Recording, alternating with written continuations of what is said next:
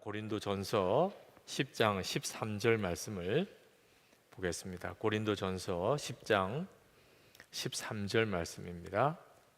한 절 말씀을 우리 다 같이 함께 읽겠습니다. 사람이 감당할 시험 밖에는 너희가 당한 것이 없나니 오직 하나님은 미쁘사 너희가 감당하지 못할 시험 당함을 허락하지 아니하시고 시험 당할 즈음에 또한 피할 길을 내사 너희로 능히 감당하게 하시느니라. 아멘. 우리가 살아가는 동안에 여러 가지 많은 시험이 있는데 이 시험은 그저 어려운 일이 생겼다는 뜻만은 아닙니다. 어려운 일이 생겨도 시험에 들지 않을 수가 있습니다. 시험에 들었다는 말은 어려운 일이 생기면서 그만 내 마음에 낙심이 오고 또 두려움이 생기고 나만 불행한 일을 겪는 것 같고 그래서 하나님도 원망이 되는 이렇게 되어지는 경우를 시험에 들었다고 말을 합니다. 유대에 전해져 내려오는 이야기 중에 이런 이야기가 있습니다. 천국에 가면 슬픔의 나무라고 하는 이름의 나무가 있다는 겁니다. 그 나무는 사람들이 그 나무에다가 자기 슬픔을 다 걸어놓고 가기 때문에 이름을 슬픔의 나무라 그렇게 붙였다는 거예요. 사람이 이제 죽어서 천국에 가면 천사들에게 자기 삶의 모든 내용을 다 이제 털어놓는데 유난히 나만 가장 불행한 사람이었어. 그런 마음에 원망이 있고 안타까움이 있는 사람 있으면 천사가 그 나무 쪽으로 그 사람을 데리고 간다는 거예요. 그러면 그 나무 앞에 가서 자기가 가지고 있는 마음의 그 응어리, 슬픔들을 그 나무에다가 이렇게 겁니다. 그리고 난 다음에 그 나무를 쭉 한 바퀴를 둘러봅니다.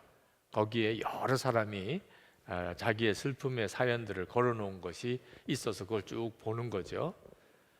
그리고 자기 슬픔은 이제 제일 무거운 거니까 거기다 걸어놓고 조금 약한 거 이제 가지고 돌아가도록 그렇게 되어 있는 나무인데 나중에 자기가 걸어놓은 걸 다시 가지고 간다는 거예요. 대부분 다 자기가 생각할 때는 내 슬픔이 가장 큰 슬픔이고 내가 가장 억울하고 내 팔자가 가장 기구했고 하나님 정말 너무했어요.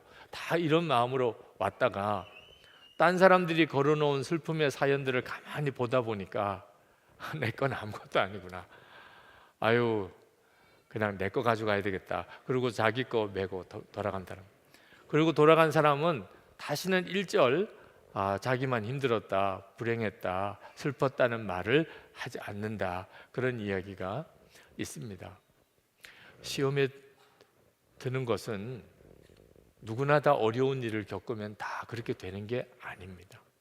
어떤 사람은 진짜 시험에 들 수 있고요. 어려워서 낙심되고 원망되고 하나님도 믿어지지 않고 그렇게 될 수도 있고 어떤 사람은 오히려 그것으로 인해서 감사하고 기뻐할 수도 있는 겁니다. 오늘 주신 말씀이 어려운 일을 만났다고 다 시험에 드는 게 아니라는 것. 그리고 우리가 얼마든지 어려운 일 속에서도 기뻐할 수 있다는 사실을 말씀하고 있어요. 오늘 주님이 주신 약속입니다. 사람이 감당할 시험 밖에는 너희가 당한 것이 없나니 오직 하나님은 미쁘사 너희가 감당하지 못할 시험 당함을 허락하지 아니하시고 시험 당할 즈음에 또한 피할 길을 내사 너희로 능히 감당하게 하시느니라. 이 말씀을 읽으면서 어떤 분들은 정말 감당할 시험만 주실까?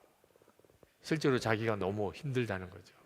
도무지 감당할 수 없을 것 같은 생각이 드는 사람도 있습니다. 이제 끝났나 봐. 난 이제 완전히 절망이야. 난 다시 일어날 가능성이 없어. 그렇게 생각하는 사람도 있습니다. 그렇죠? 네, 우리가 꼭 기억해야 될 것은 시험이 커서 어려움이 커서 시험에 드는 게 아니고 우리 속에 있는 욕심 때문에 우리 스스로 시험에 빠진다는 겁니다. 그것이 성경이 말하는 것이에요. 야고보서 1장 13절, 14절, 15절에 보면 사람이 시험 받을 때에 내가 하나님께 시험 받는다 하지 말지니 하나님은 악에게 시험을 받지도 아니하시고 친히 아무도 시험하지 아니하시느니라. 오직 각 사람이 시험을 받는 것은 자기 욕심에 끌려 미혹됨이니 욕심이 잉태한즉 죄를 낳고 죄가 장성한즉 사망을 낳느니라. 여러분, 가족들 사이에 왜 시험이 듭니까? 세상에서 가장 가깝고 그죠? 사랑하고 서로 감사하며 살 관계가 가족 관계잖아요. 그런데 실제로 살아보면 가족들에게서 가장 시험을 많이 겪습니다. 왜 그럴까요? 이유는 하나예요. 가족들에게 나 행복하게 해달라 그렇게 요구하고 있기 때문에 내 마음속에 남편에게서, 아내에게서, 부모에게서, 자녀들에게서 행복하기를 원하는 욕심, 그게 모든 가족들이 다 나를 시험하게 만드는 가장 결정적인 이유입니다. 내가 만약에 가족들에게 요구하는 게 아무것도 없이 그저 가족들을 행복하게 해주고 싶을 뿐, 어떻든지 남편에게 또는 아내를 행복하게 해주고 싶을 뿐 요구하는 건 없어요. 부모님에게도 나는 어떻든지 행복하게 해드리고 싶고 자식들에게도 어떻게든지 행복하게 해주고만 싶어요. 아무것도 요구할 게 없어요. 나에게는 주님이 계시니까, 예수님이 나와 함께 계시니까, 나에게는 아무것도 사람에게서부터 내가 필요한 것은 아무것도 받을 게 없어요. 그러면 시험 들 일이 없어요. 어떤 사람과 같이 살아도 시험 들 일이 없습니다. 나는 그를 행복하게 해주기만을 원하는 거니까. 그러니까 시험은 진짜 우리의 욕심 때문에 생기는 거라는 말씀이 옳지요. 여러분, 어려운 일이 생겼을 때 나는 이제 끝났어. 나는 이제 도무지 헤어나올 수가 없고 난 더 이상 버틸 힘이 없어. 이런 생각에 빠질 때 그때 오늘 이 약속의 말씀을 붙잡아야 됩니다. 하나님의 약속의 말씀은 우리가 믿음으로 붙잡으라고 주신 것입니다. 아무리 하나님이 분명한 약속을 주셨어도 믿음으로 붙잡지 않으면 아무 힘이 없습니다. 만약에 우리가 정말 포기할 수밖에 없을 것 같고 도무지 내게는 희망도 없고 견딜 힘도 없는 이런 상황에 내가 봉착했다 하더라도 하나님의 약속의 말씀이 믿어지면 그러면 그 어려움이 오히려 내게 즐거움이 됩니다. 여러분, 우리 한국 팀이 이긴 경기를 만약에 재방송을 본다고 합시다. 우리가 극적으로 역전승을 했습니다. 결과를 다 알고 있어요. 그리고 재방송이 나와서 그걸 봅니다. 네, 우리 한국 팀이 지고 있는 과정을 이렇게 볼 때 어떤 마음이시겠어요? 그것 때문에 마음이 졸이고 안타깝고 그냥 원통하고 슬프고 그런 사람은 정말 이해가 안 되는 사람이죠. 지금 재방송 보고 있는 거예요. 지금 우리 한국팀이 형편없이 지금 막 몰리고 그리고 점수도 잃어버리고 그랬다 하더라도 그 상황 속에서 즐길 수 있어요. 왜냐하면 이제 곧 역전이 될 테니까, 기가 막히게 반전이 일어나니까 그 결과를 다 알고 있어요. 그래서 그 아주 아슬아슬하고 정말 질 것 같은 이런 위기 상황도 오히려 즐기면서 보는 거죠. 우리가 하나님의 약속의 말씀을 붙잡을 때 우리 안에 일어나는 엄청나고 놀라운 기적입니다. 이게 믿어지는 역사가 있을 때 일어나는 것입니다. 하나님의 약속의 말씀, 우리가 감당치 못할 시험 없다. 하나님은 감당치 못할 시험 주시지 않으신다. 하나님은 반드시 피할 길을 열어주신다. 이 말씀이 진짜 믿어지면 지금 여러분이 어떤 어려움 속에 있어도 결과가 이미 완전히 약속되어진 것입니다. 하나님은 능히 감당하게 하시고 그리고 피할 길도 다 열어주셨다. 뭐가 도대체 근심이 되고 염려가 돼요? 그죠? 지금 현재 어려운 속에 있지만 찬송하고 감사할 수 있는 거죠. 내 마음의 영혼은 기쁠 수가 있는 거죠. 오늘 이 고린도전서 10장 13절에서 우리가 어려운 일을 만나서 시험에 빠질 위기에 처해졌을 때 우리가 꼭 붙잡아야 될 세 가지 약속을 찾아낼 수가 있습니다. 첫 번째는 우리가 반드시 감당할 시험 밖에는 당한 것이 없다는 것입니다. 감당할 시험 밖에는 당한 것이 없다. 다시 말하면 지금 내가 어떤 어려운 일을 만나도 감당할 수 있는 힘이 우리에게 있다는 것입니다. 하나님이 욥을 시험하게 했습니다.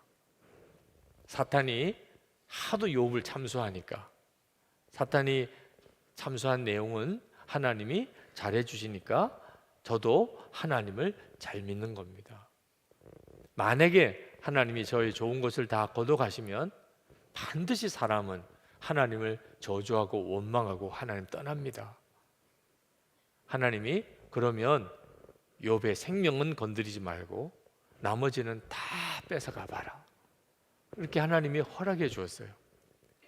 이 이유는 하나님이 욥이 그 시험을 감당할 수 있다고 믿으셨기 때문에. 욥은 그런 일을 만났을 때 얼마나 휘청거렸는지 모릅니다. 이해할 수도 없었어요.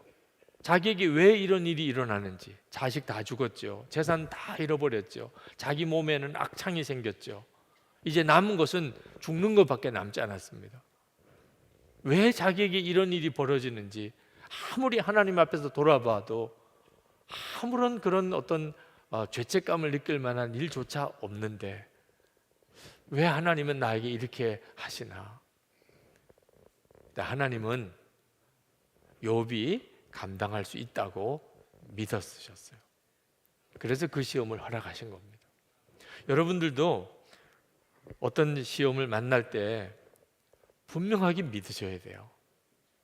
하나님이 이 일을 내게 주신 것은 내가 능히 이것을 감당할 수 있으니 주신 것이다. 이렇게 믿어질 때 문제를 보는 눈이 확 달라집니다. 제가 군목 훈련 받을 때 이제 마지막 3년 차에 마지막 주간 유교 훈련이 남았습니다. 유교 훈련 받으러 갔는데 아주 큰 암벽을 외줄로 타고 내려오는 그런 코스예요. 제가 보니까 저는 할 수 없는 일이더라고요. 조교의 시범을 보니까 줄 하나 잡고 그 절벽 꼭대기에서 뛰어내리더라고요. 저건 사람이 할 수 있는 일이 아니라고 생각이 들었어요. 그래서 저거는 그냥 보여주는 건 줄 알았어요. 근데 우리를 데리고 그 절벽 꼭대기로 올라가서 이제 한 사람 한 사람씩 그 조교가 한 것처럼 줄 하나 붙잡고 뛰어내리라는 거예요. 근데 제가 맨 앞에 섰어요. 어떻게 도망갈 방법이 없어요. 중간에 있든지 뒤쪽에 있으면 어떻게든지 뒤로 가가지고 하여튼 뭐 좀 그 어려움을 면해 볼까 할 수도 있겠는데 맨 앞에 있어요. 교관이 딱 보는 앞에. 그리고는 이제 저부터 먼저 이제 위치하라는 거예요. 절벽 끝에 서라는 겁니다. 줄 하나 붙잡고. 저는 도무지 뛰어내릴 자신도 없었고 그런 능력도 저에게는 없었던 저였지만 피할 길도 없었어요. 안 하겠다고 못 하겠다고 할 수도 없는 상황이었어요. 근데 그때 제 머릿속에 번개같이 떠오른 생각이 할 수 있으니까 하라고 했겠지. 아니 떨어져 죽으라고 하지는 않았을 것 같아요. 그죠? 목사 한 사람 절벽에서 떨어져서 죽으면 거기 있는 다 훈련소장들이나 다들도 어려울 텐데, 그러니까 안 죽을 테니까 떨어지라고 하는 거겠지. 그래서 마음에 그러자, 시키는 대로 하자 하여튼. 그래서 줄 매주고 그리고 자세 취하라는 대로, 그리고 절벽에 그냥 몸을 딱 눕혔더니 아우 정말 세상에 제가 절벽에 딱 붙어 서 있는 거예요. 떨어지지 않고. 그리고는 조금씩 이렇게 손을 풀어주니까 그 절벽을 이렇게 점프해서 뛰어내려오게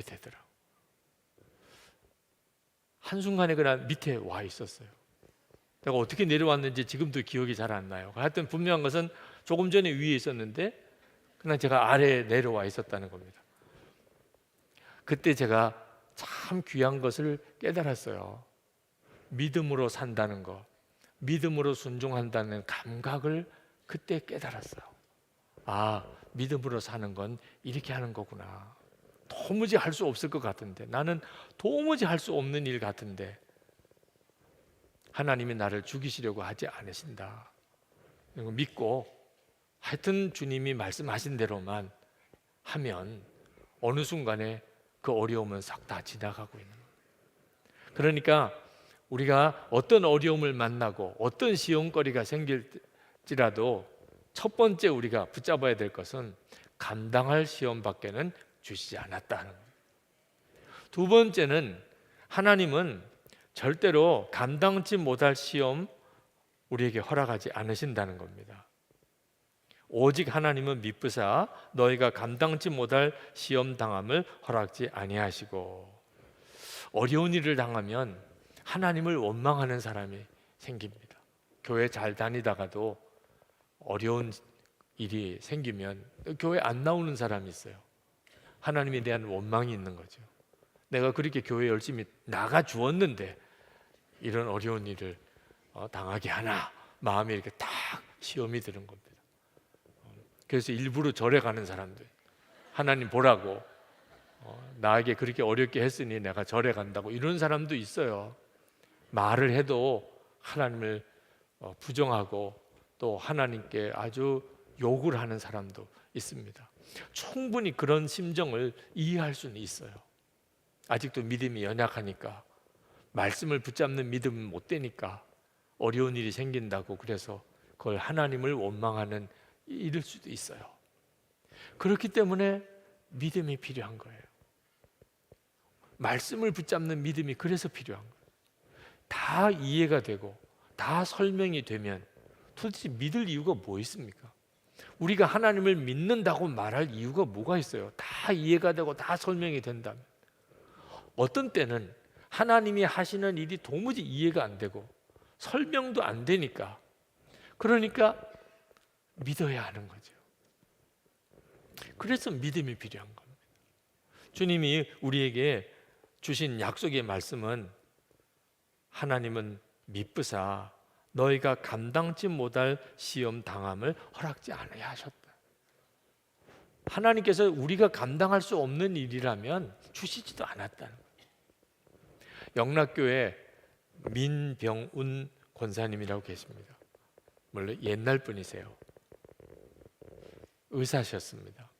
근데 이분이 어느 책에서 간증하신 것을 참 감동 깊게 읽었습니다. 그분이 어느 날 외진을 갔다가, 옛날에는 의사분들이 외진도 나가셨죠. 외진을 나가셨다가 병원으로 돌아오니까 어느 환자가 와 있더래요. 근데 여자분이 아픈데 남편분이 옆에서 굉장히 근심 어린 그런 눈으로 이제 진찰을 해달라고 해서 진찰을 해보니까 아주 시급히 수술이 필요한 환자들입니다. 암은 아직 암이라고 할 수는 없지만 진찰을 해보니까 포도상 귀태라는 진단이 나왔습니다. 악성 상피종으로 발전할 수도 있는 그런 아주 안 좋은 그런 상태에 있어서 급히 수술을 합시다. 근데 문제는 이분이 워낙 가난해서 수술비가 없는 거예요. 그때 당시에 수술비 50여만 원이었는데 아마 요즘으로 따지면 한 500만 원에서 1000만 원 정도 해당되는 돈입니다. 네, 그분이 그 돈이 없어요. 그랬더니 그 남자분이 우선 가 입원이라도 시켜주세요. 그래서 내일 수술을 할 수 있기 전까지 자기가 입원비, 수술비를 마련해 오겠다고. 그러면서 하시는 이야기를 들어보니까 친척분 한 분이 굉장히 잘 사는 분이 계셨대요. 그래서 그분 찾아가서 좀 수술비 부탁을 드리고 오겠노라고. 그러고는 가셨습니다. 이분이 친척분을 찾아갔어요. 찾아가서 이제 사정을 이야기하고 수술비를 좀 도와달라고 부탁을 했는데, 그 친척이 그동안에 이분에 대해서 굉장히 안 좋게 생각한 것이 예수를 잘 믿는다는 것이었어요. 그래서 그 친척이 하는 이야기가, 내가 수술비를 도와줄 수는 있는데 조건이 있다. 너가 예수 안 믿겠다고 하면, 너 교회 안 다니겠다고 하면, 그러면 내가 도와주겠다. 근데 만약에 너가 계속 교회를 다니고 예수 믿겠다고 하면 나 도와줄 수 없다. 그때 마음에 참 갈등될 만한 일이잖아요.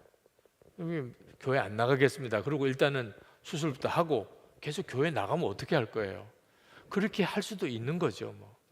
그런데 아내가 지금 정말 중요한 수술을 앞두고 있지만 내가 예수를 안 믿겠다고 하면서까지 수술비를 이렇게 부탁할 수는 없지 않나.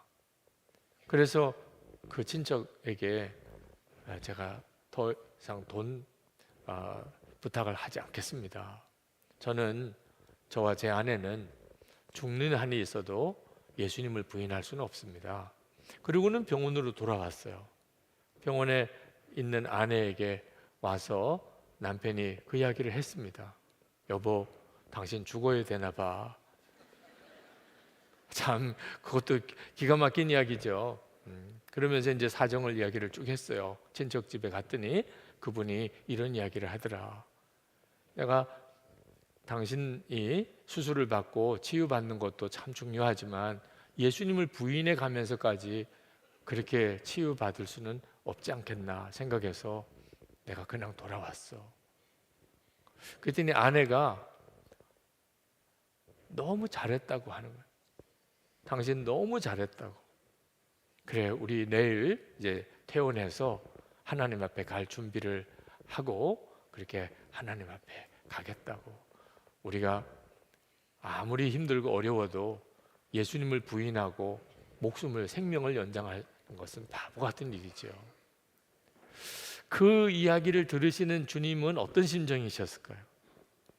근데 그게 주님만 그 이야기를 들으신 게 아니고 그 병원 의사도 들은 거예요. 그 원장실에 있으면서 이제 상태를 보러 체크하러 가다가 그 병실 밖에서 그 남편이 아내와 하는 이야기를 들었어요. 본인도 교회를 다니는 권사님이시고, 근데 이들의 믿음이 너무 마음이 감동이 되는 거예요. 그래서 내가 수술을 그냥 해드릴 테니 형편이 되는 대로 갚으세요. 그리고 이제 수술을 해드렸다는 겁니다. 그리고 몇 개월 뒤에 그 내외분이 찾아왔어요. 뭐 과일도 가지고 오고 그리고 수술비도 가지고 왔습니다.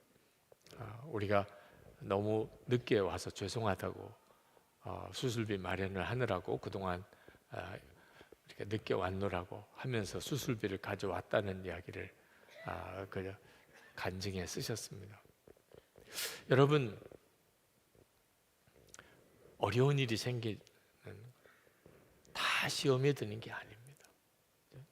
어려운 일이 와도 하나님을 정말 믿으면, 그러면 그 어려움이 내게 시험이 되지 않잖아요.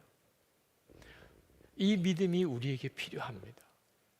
성경에 믿음, 이 시험에 대해서 두 가지가 나오는데 하나는 테스트고 하나는 템테이션.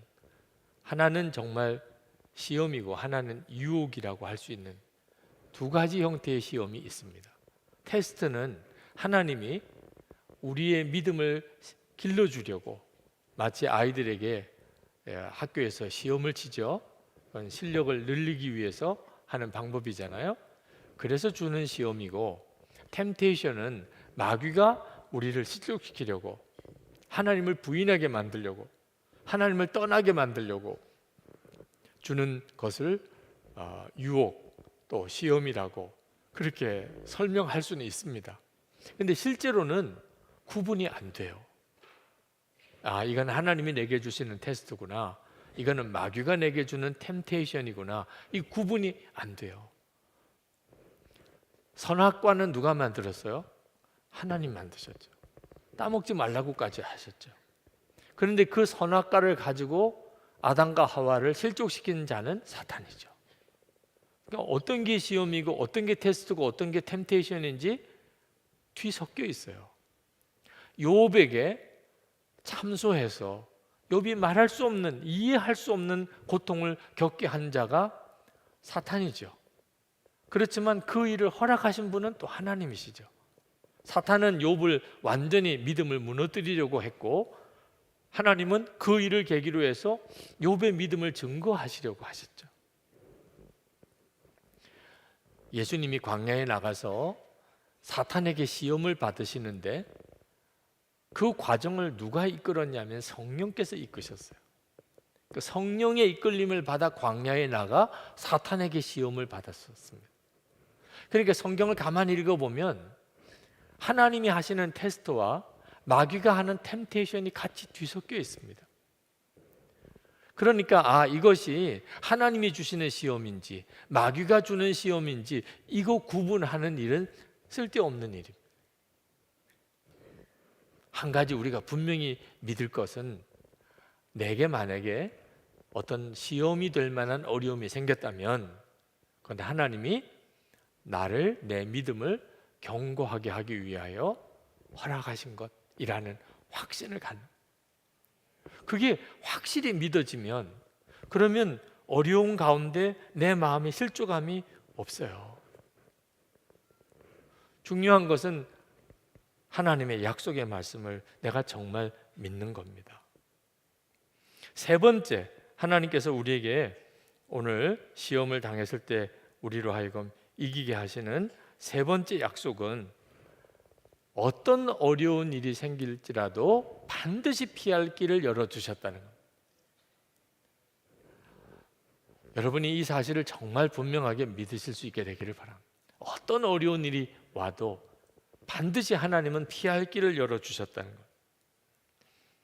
그러므로 우리가 어떤 큰 어려움을 이렇게 만나면 하나님이 피할 길을 이미 예비하셨다는 것을 분명하게 믿고 나가야 합니다. 그럼 그거 어떻게 하라는 거죠? 어려운 일이 생겼는데 하나님이 나에게 분명히 피할 길을 열어주셨다. 그걸 믿는다는 것은 어떻게 하는 거죠? 어려움 중에 감사하는 겁니다. 이미 하나님은 피할 길 열어주셨으니까. 지금 내 눈에는 안 보이지만 반드시 하나님이 그 길을 준비하셨으니까. 그러니까 마음으로 감사하는 거죠. 항상 하나님의 역사는 어떤 일이 일어나기 전에 믿음으로 반응하기를 원하십니다. 여러분이 진짜 하나님은 감당하지 않을 시험 주신 적 없고 우리에게 어떤 어려운 일이 생기면 반드시 피할 길을 열어주신다는 게 정말 믿어지면 꼭 결과를 보고 난 다음에 감사할 이유가 뭐 있어요? 어려운 일이 생겼을 때 바로 감사하는, 하나님 찬양합니다 하는 거죠. 그때 우리 속에 하나님이 이미 나를 알고 계시고 내 문제도 알고 계시고 피할 길도 열어주셨구나 하는 것을 확실하게 내가 체험하게 됩니다. 한 번은 차를 타고 가다가 어느 목사님 설교하시는 것을 들었어요. 그 목사님이 설교하시다가 자기 간증을 잠깐 하시더라고요. 목회를 하면서 교회도 꽤 부흥이 되고 그리고 목회적인 열매도 굉장히 이제 많이 풍성하게 맺어지는 그런 때에 갑자기 마음에 영적인 답답함이 몰려왔대요. 기도도 잘 안 되고 기도하려고 해도 5분도 기도를 못하고 찬양 감사하는 마음에 다 식어지고 아내도 아이들도 다 귀찮기만 하고 목회도 다 재미도 없고 그런 마음의 답답함이 갑자기 찾아왔는데 이게 해결이 안 되는 겁니다. 그가 한 번은 새벽에 나가서 기도하는데 내가 왜 이러지? 큰일인데 이런 생각이 들었다가 순간 깨달아지는 것이 마귀가 역사하지 않으면 어찌 이런 일이 일어나겠는가? 정신이 번쩍 들더래요. 마귀가 역사하지 않는다면 멀쩡히 목회 잘하다가 기도도 안 되고 찬송도 안 되고, 그리고 가족들도 다 귀찮기만 하고 교인들도 다 귀찮기만 하고, 어떻게 이런 일이 있겠냐. 그래서 그가 기도가 안 될 때는 그냥 오늘은 기도가 안 돼 이러고 일어났던 그분이 소리를 지르기 시작했다. 주여! 여러분, 주여는 괜히 지르는 게 아닙니다. 네. 정말 기도가 잘 안 될 때, 정말 답답할 때, 눌릴 때, 그때 부르짖는 거죠. 그렇게 몇 번을 주여 하고 외쳤대요, 새벽기도 시간에. 근데 갑자기 심령이 확 열리는 거예요. 다시 기도가 터지고 찬송이, 그리고 감사가, 기쁨이 일어나더라는 거예요. 뭐 그런 내용의 간증을 설교 중에 잠깐 하셨어요. 제가 그 설교를 들으면서 제가 그동안에 겪었던 여러 가지 많은 일도 똑같다는 것을 깨달았습니다. 여러분들도 마찬가지실 거예요. 여러분들도 이상하게 기도가 안 되는 분이 있으실 겁니다. 전에는 내가 성령의 굉장히 강한 역사도 체험하고 밤도 새면서 기도하고 며칠씩 금식도 하고 했는데, 이렇게 기도의 자리에 나오긴 했어도 도무지 기도가 안 되는, 통성으로 기도하자고 해도 그 기도가 안 되시는 분들 있으실 거예요. 마음의 기쁨도 다 사라지고 가까이 있는 사람들 다 원망만 되고 모든 일이 다 짜증스럽고, 그러신 분 혹시 있으시다면 여러분이 분명히 믿으셔야 될 것이 있는데, 여러분 안에 계신 주님은 충만할 때 그분이나 지금이나 동일하시다는, 하나님이 여러분에게 베푸신 은혜는 조금도 약해진 적이 없다는 겁니다. 그런데 왜 내 마음은 이렇죠? 악한 영이 내 영적인 상태를 심각하게 공격하고 있는 거죠. 그렇지 않으면 있을 수가 없는 일이니까. 그럴 때는 여러분이 큰 소리로 주의 이름을 부르고 기도하는 일이 필요합니다. 도무지 기도가 안 되시는 분은 기도가 잘 되는 분과 함께 짝기도 하시는 것도 필요해요. 이렇게 금요 성령 집회 때 와서 기도에 참석해 보면 기도에 힘이 있는 분이 보이잖아요. 그렇죠? 기도하다 보면 어느 분이 유난히 큰 소리로 기도하시는 분도 있잖아요. 그러면 그 옆에 가서 앉으시는 거예요. 조금 미안하긴 하지만 우선 내 영혼이 살아야 되잖아요.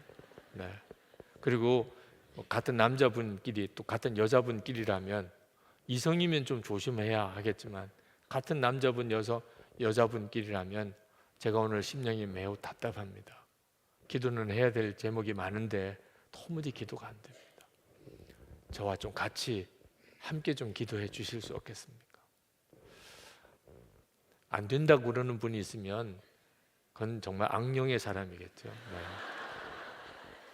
절대 그런 일은 없을 거예요. 정말 성령께서 그렇습니까? 같이 기도하십시다. 누구나 다 그렇게 합니다. 하여튼 어떻게 해서든지 여러분의 영적인 상태에서 돌파하는 일이 필요해요. 그러면 금방 압니다. 금방 그 상황이 확 바뀌어져 버려요. 내 기도가 터지고 이제는 더 이상 누구의 기도를 의지할 필요가 없어요. 그냥 하나님 앞에 간절히 나가 매달리고 기도하게 됩니다. 악한 사탄의 역사가 있구나, 그것만 분별할 수 있으면 돼요. 그래서 내가 절망하게 되고 하나님 바라보지 못하게 되고, 그리고는 어려움이 생겼다고 시험에 빠져버리는 겁니다. 제가 부산에서 목회할 때 한번 교회에 큰 어려움이 생겼어요. 큰 싸움이 벌어졌습니다. 저는 목회를 포기할 그런 생각을 했을 정도입니다. 난 도무지 이 교회를 목회할 수가 없다고. 그 다음날 새벽기도 가는데 갑자기 마음에 생각이 드는 거예요. 마귀가 역사하고 있구나.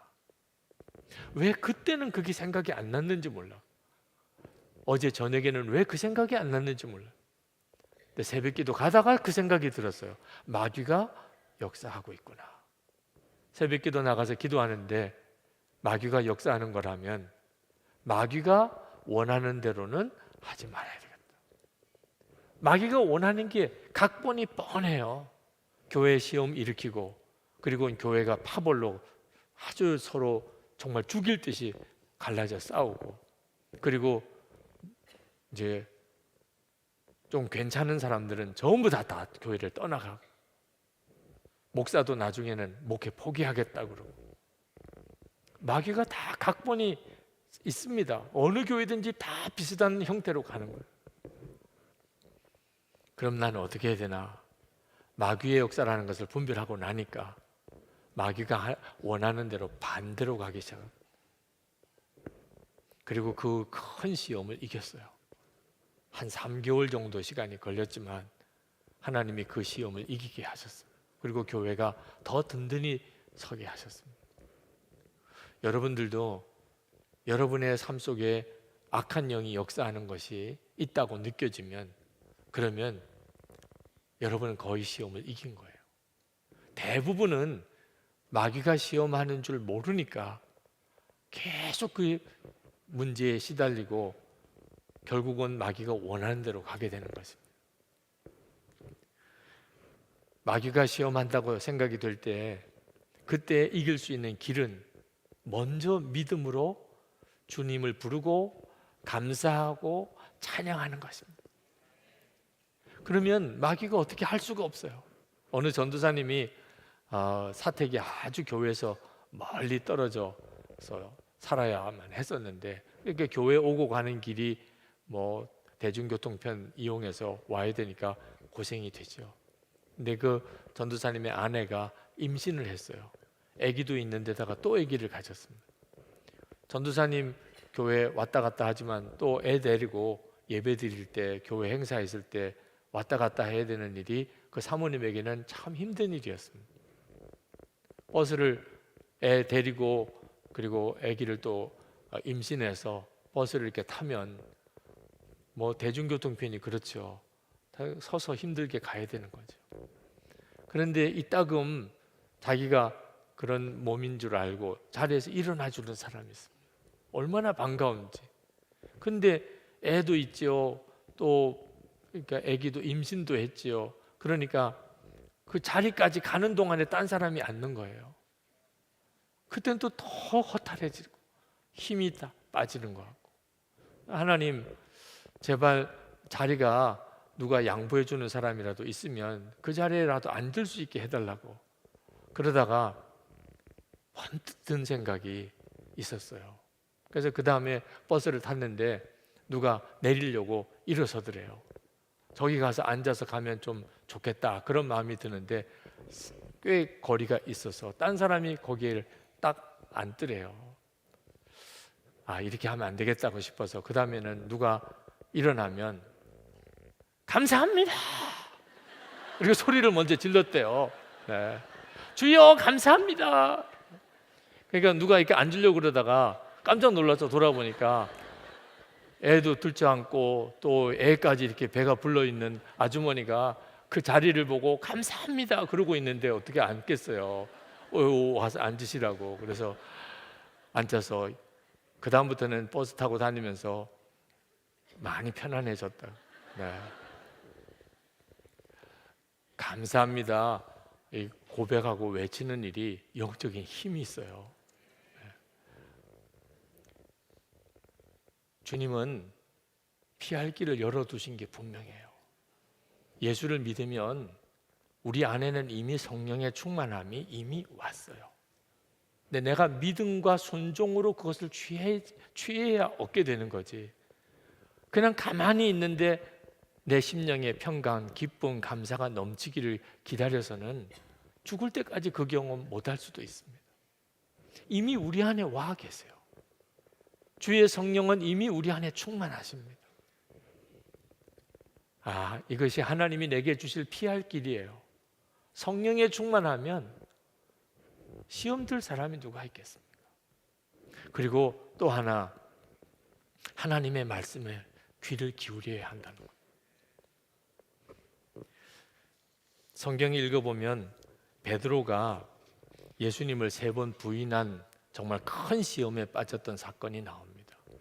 예수님 십자가에 달리시기 위해서 붙잡혀 가셨을 때 베드로가 너무 두려워서 그만 자기도 무슨 말 하는지도 모르게 예수님을 3번씩이나 부인하고 저주까지 해버리고 말았죠. 근데 이 일은 예수님께서 이미 그런 일이 있을 것이라고 베드로에게 말씀해 주셨어요. 주님은 베드로에게 누가복음 22장 31절에 시몬아 시몬아 보라 사탄이 너희를 밀가부르듯 하려고 요구하였으나, 예수님께 지금 이 베드로가 사탄의 지금 놀이개 역할을 할 그런 위기 상황에 놓여 있음을 주님이 아시고, 그리고 그것을 베드로에게 말씀해 주셨어요. 34절에 가면 이르시되 베드로야 내가 내게 말하노니 오늘 닭 울기 전에 내가 3번 나를 모른다고 부인하리라 하시니라. 아주 정확하게 3번 부인할 거라는 이야기까지 해주셨어요. 그런데 문제는 베드로가 그 주님의 말씀을 건성으로 듣습니다. 그게 문제인 거예요. 여러분, 우리가 시험에 빠지지 않으려면 주님의 말씀에만 제대로 집중하기만 해도 시험에 빠지지 않아요. 그런데 베드로는 주님이 그렇게 말씀해 주셨음에도 불구하고 건성으로 듣습니다. 거기에 대한 준비를 하지 않는 거죠. 겟세마네 동산에서 예수님은 베드로에게 또 한 번 말씀하십니다. 마태복음 26장 41절에 시험에 들지 않게 깨어 기도하라. 마음에는 원이로되 육신이 약하도다.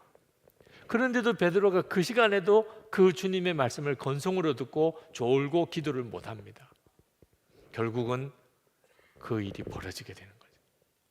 그러니까 주님이 이미 말씀해 주셨어요. 오늘 여러분 모두에게도 마찬가지입니다. 우리가 정말 주님을 믿음의 눈으로 바라보고 주의 말씀을 귀 기울여 묵상하면 주님은 우리에게 시험에 들지 않도록 다 미리 말씀해 주십니다. 오늘 이 시간에도 그래요. 지금 어려움을 겪고 있는 사람에게 주님이 말씀하시고 앞으로 그런 일을 겪을 사람에게도 말씀하십니다. 어떤 사람은 목사님 저는 뭐 시험 들 일이 없어요, 그렇게 말씀하시는데 그건 본인이 잘 몰라서 그렇습니다. 겟세마네 동산에서 예수님은 베드로와 제자들이 시험에 이미 들고 있다는 사실을 다 아셨어요. 그런데 제자들은 뭐 아무 일이 없어요. 조금 전까지 예수님과 함께 마지막 만찬을 하고 그리고 아주 즐거운 마음으로 겟세마네 동산까지 와서 늘 주님이 하시던 것처럼 그냥 기도하는 자리에 온 겁니다. 무슨 뭐 특별한 어려움이 없어요. 조금 뒤에 이제 예수님이 십자가에 못 박히시려고 붙잡혀 가시는 일이 일어날 것을 꿈에도 몰랐어요. 지금도 그와 같은 상태에 있는 사람들이 많습니다. 당장 지금 요 다음 시간에 큰 어려움이 내게 준비되어져 있는데 지금 나는 모를 수도 있는 거죠. 그렇기 때문에 주의 말씀에 귀를 기울여야 돼요. 항상 주의 말씀에 귀를 기울여야 됩니다. 성경을 읽어보면 사탄이 갑자기 베드로에게 그렇게 역사한 게 아닙니다.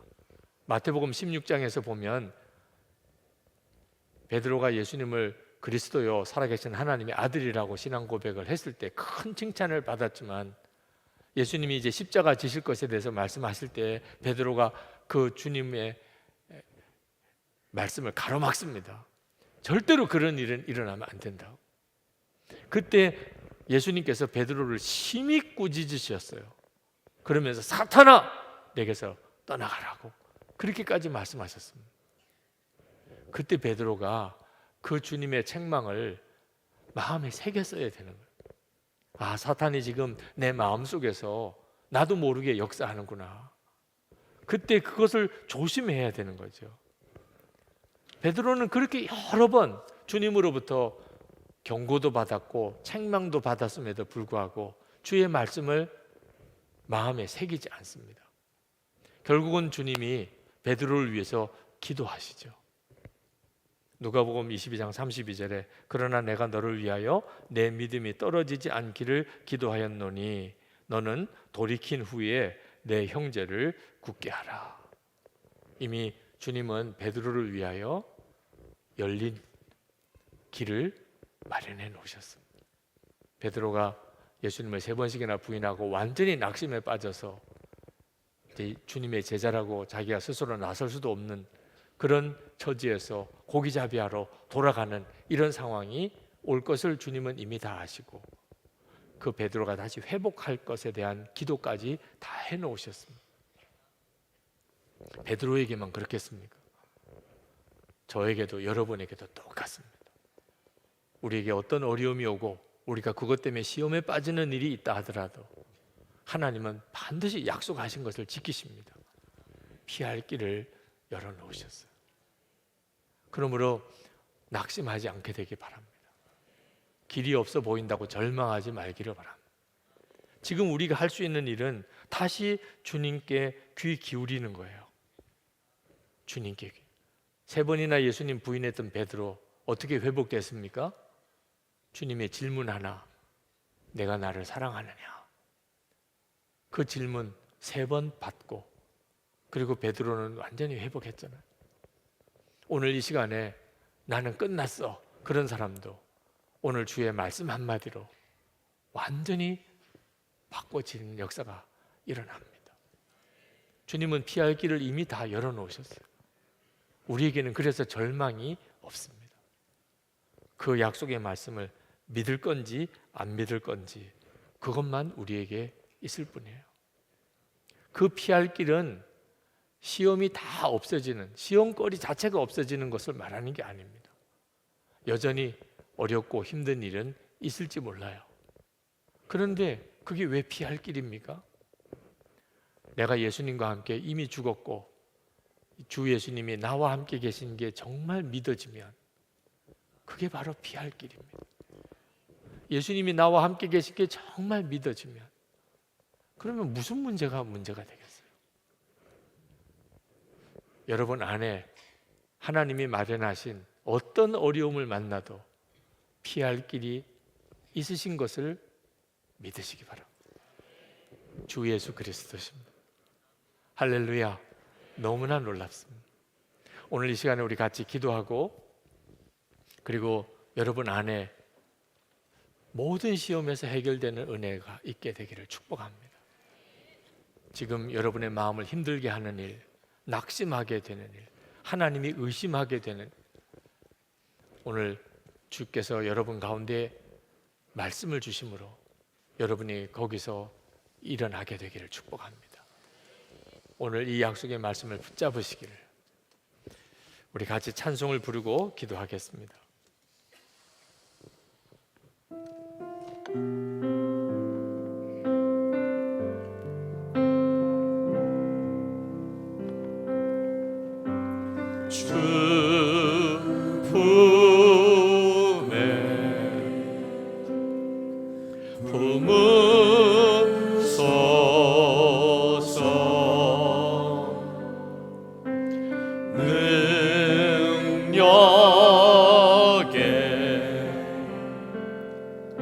발로 덮으소서.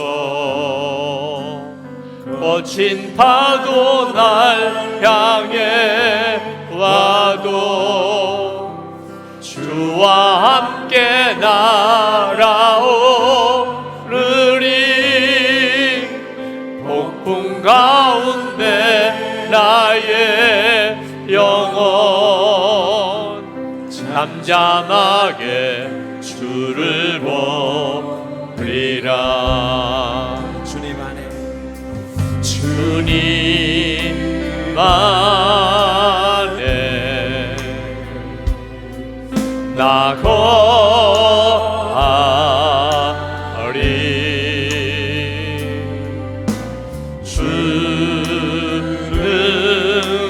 주는요 나 잠잠히 믿네. 거친 파도 날 향해 와도 주와 함께 날아오르리. 어둠 가운데 나의 영혼 잠잠하게 주를 보리라.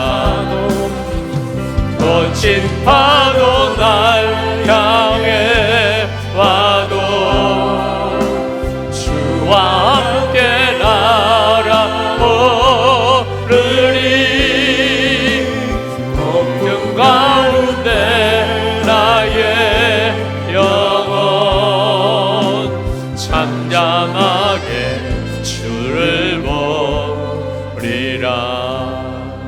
이 시간에 주의 약속의 말씀에 의지해서 내가 불행하다고 하는 생각, 나만 가장 불쌍해, 나처럼 어려운 사람은 없을 거야, 나는 하나님에게서 버림받았나 봐,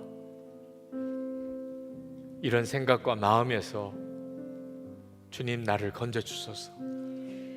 안 된다, 못한다, 절망이다, 나는 불쌍하다, 나는 너무 슬퍼. 주님, 어려움 앞에서 제가 시험에 빠지지 않게 해주소서.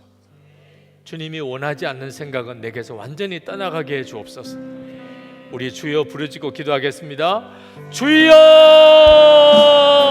할렐루야. 하나님, 그거 놀라우신 하나님, 하나님의 놀라우신 역사하심을 기다려 주님을 찬양합니다. 아버지 하나님, 오늘도 하나님의 마음과 생각을 다스려 주셔서 하나님, 우리 속에 있는 하나님 모든 불행한 생각, 아버지 하나님 안 된다는 생각, 절망하는 생각, 하나님 끔찍한 생각들, 하나님 우리 가운데 다 떠나가게 하여 주시옵소서.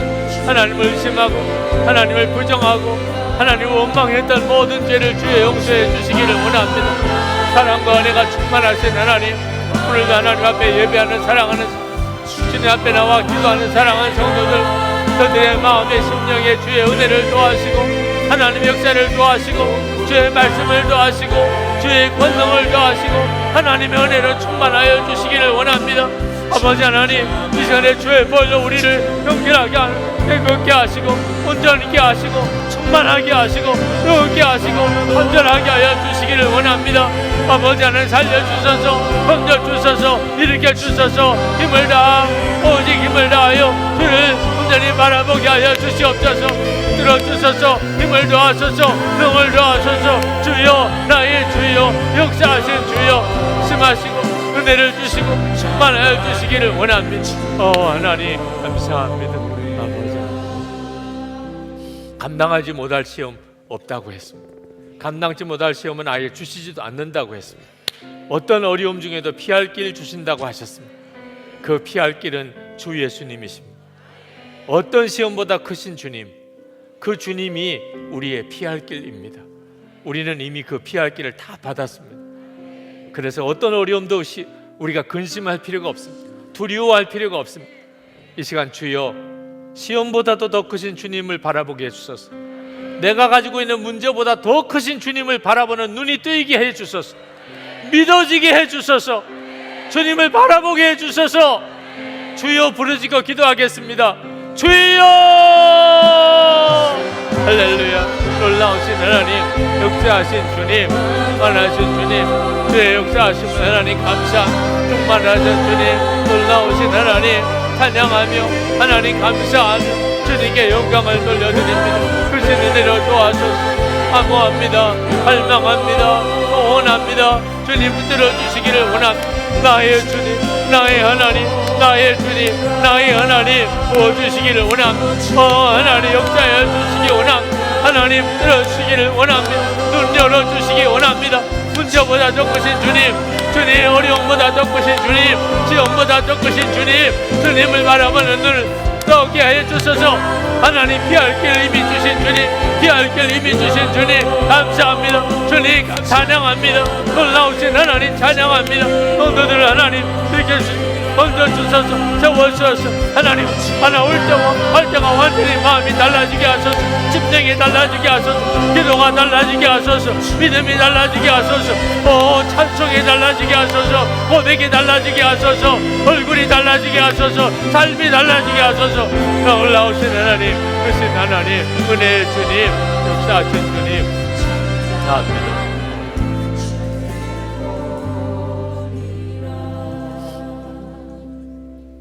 안수기도가 필요하신 분들 내려오셔서 아랫단에서 기도 받으시기 바랍니다. 여러분 강단에 올라오셔서 기도하시기를 권해드립니다. 오늘은 주님이 여러분을 시험에서 건지실 말씀을 주실 것입니다. 말씀이 임하시는 순간에 주님이십니다. 그 말씀은 능히 우리를 어떤 시험 가운데서 건질 약속이 됩니다. 능력이 됩니다. 여러분의 생각이 완전히 달라지고 교회에 올 때와 갈 때가 완전히 달라지고 믿음이 달라지고 기도가 달라지고 찬송이 달라지게 해주실 수 있습니다. 주님은 오늘 그렇게 하시기 위해서 여러분을 여기에 오게 하셨습니다. 어떤 시험에서도 오늘 기도하는 중에 여러분이 완전히 새로워지게 되실 겁니다.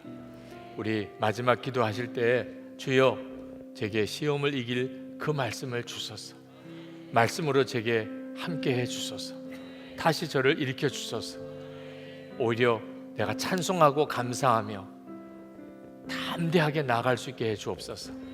우리 주여 3번 부르짖고 기도하겠습니다. 주여 주여 주여. 그가 대도하시고 하나님 역사하신 주님, 놀라우신 은혜를 감사합니다. 충만하신 그 은혜를 찬양합니다. 놀라우고도 충만한 주님의 은혜에 감사합니다. 하나님 주관해 주소서, 하나님 역사해 주소서, 하나님 충만해 주소서. 우리의 마음과 심령을 주님 온전히 사로잡으시고 하나님의 능하신 손에 붙들어 주시고 주님의 은혜의 장중에 사로잡아 주시기를 원합니다. 나의 주 나의 하나님, 오늘도 하나님 주님 앞에 나와 기도하는 사랑하는 성도들을 주께서 하나님 친히 말씀으로 임하